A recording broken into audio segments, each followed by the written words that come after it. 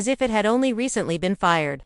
And when they opened the cylinder, they discovered all 6 chambers were empty. Not a single bullet remained.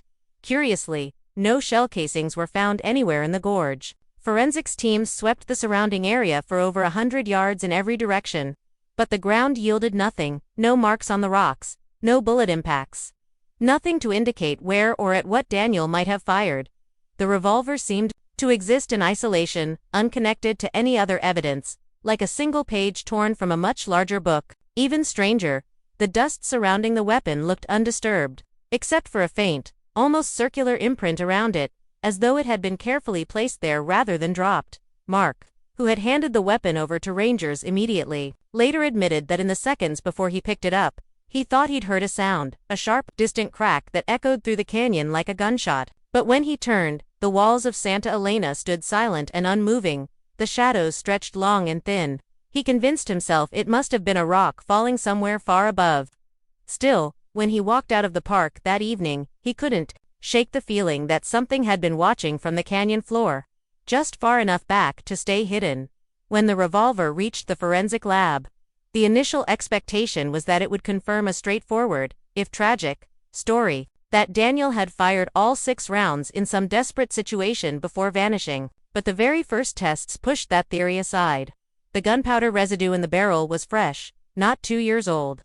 Experts estimated the last shots had been fired within the past 48 hours.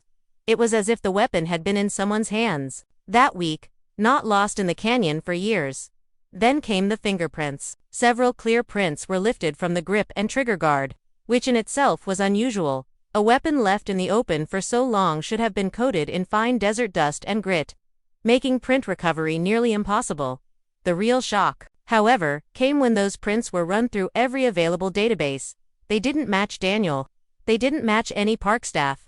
They didn't match anyone in national or international law enforcement records. Whoever had handled that gun had never been officially documented anywhere. Investigators also noted something stranger still.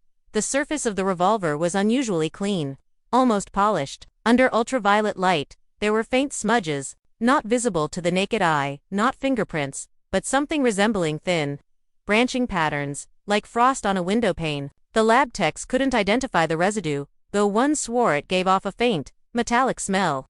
When samples were taken for chemical analysis, the results came back inconclusive. The substance wasn't dust, dirt, oil, or any material typically found on firearms. It didn't match anything in their catalog. The location of the find also began to trouble them. The overhang where Mark Alvarez had discovered the revolver was